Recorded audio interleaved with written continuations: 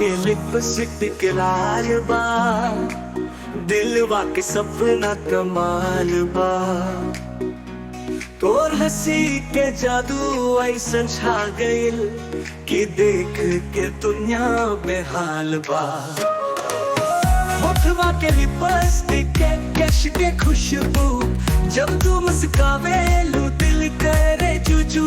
सजनवा घायल देख के तोर सिंगार, तू लगेलू जानू चांद के उपहार।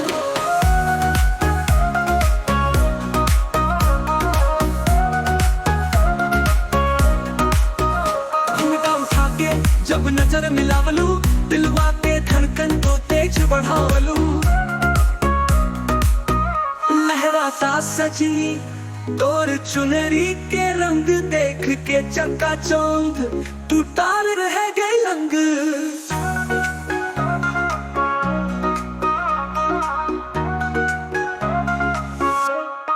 होठवा के लिपस्टिक इश्क के निशानी, तोर रूप देख सब कहे दीवानी।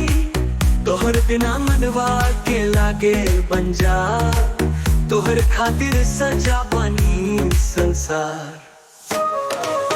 होठवा के लिपस्टिक इश्क के खुशबू, जब तू मुस्कावेलू दिल करे चूचू। सजनवा घायल देख के तोर सिंगार, तू लगेलू जानू चांद के उपहार।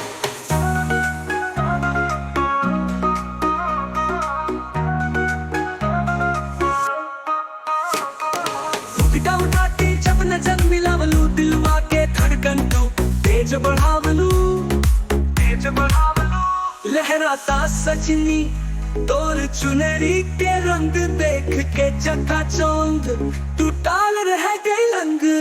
घुंघटा उठा के जब नजर मिलावलू, दिलवा के धड़कन तू तेज बढ़ावलू।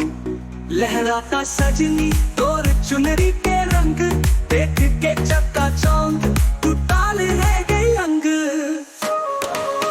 होठवा के लिपस्टिक इश्क के निशानी, तोर रूपवा देख सब कहे दीवानी। तू हर बिना मनवा के लागे बन जा, तोहरे खातिर सजा बानी संसार। अखिया के तीरबा दिलवा के निशाना, तोर मुस्की देख हो गई दीवाना। इश्क के दरिया तू पार करा दा, दिलवा के बात अब तू समझा दा।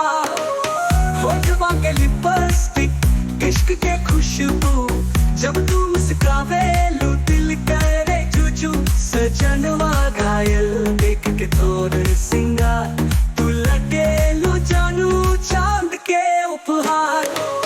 होठवा के लिपस्टिक दिल के कहानी, तोहरा बिना लागे दुनिया सुनसानी। तोर प्यार के सुरवा में बांधल जीवन, बस तोहरे नाम के गावल भजन।